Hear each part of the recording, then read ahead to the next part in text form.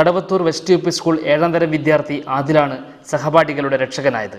പെരിങ്ങത്തൂർ ടൗണിൽ കരിയാട് റോഡിൽ ബസ് നിർത്തി ഡ്രൈവർ പുറത്തുപോയ സമയത്തായിരുന്നു സംഭവം.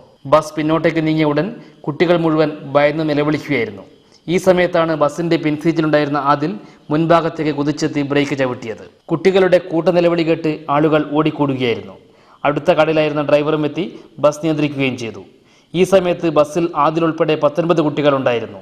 സംഭവിച്ചേക്കാമായിരുന്ന വൻ ദുരന്തമാണ് ആദിലിന്റെ സന്ദർഭോചിതമായ ഇടപെടലിനെ തുടർന്ന് ഒഴിവായത്.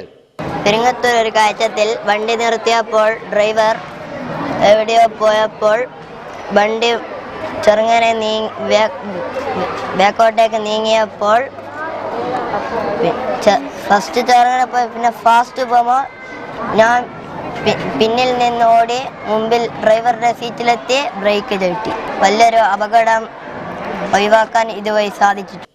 അണിയാരത്തെ കല്ലുങ്കൽ റഷീദ് റബീബ ദമ്പതികളുടെ മകനാണ് ഈ കൊച്ചുമിടുക്കൻ. Kadavathur west U P school PTA നേതൃത്വത്തിൽ ആദിലിനെ അനുമോദിച്ചു. തൃപ്പങ്ങോട്ടൂർ പഞ്ചായത്ത് പ്രസിഡന്റ് കാട്ടൂർ മഹമ്മൂദ് PTA ഉപഹാരം ആദിലിന് സമ്മാനിച്ചു. PTA പ്രസിഡന്റ് M ഗഫൂർ അധ്യക്ഷനായി. KM Moidu, AP Shameer, KM Sulaikha, Arakkal Ahammed, school leader Muhammed Nabeel തുടങ്ങിയവർ പ്രസംഗിച്ചു. സംഭവിച്ചേക്കാമായിരുന്ന വൻ ദുരന്തം ഒഴിവാക്കിയ ആദിലിനെ തേടി അനുമോദന പ്രവാഹം തുടരുകയാണ്. മുൻ മന്ത്രി KP മോഹനൻ, പാനൂർ നഗരസഭാധ്യക്ഷ KV റംല ടീച്ചർ തുടങ്ങിയ പ്രമുഖർ വസതിയിലെത്തി ആദിലിനെ അനുമോദിച്ചു.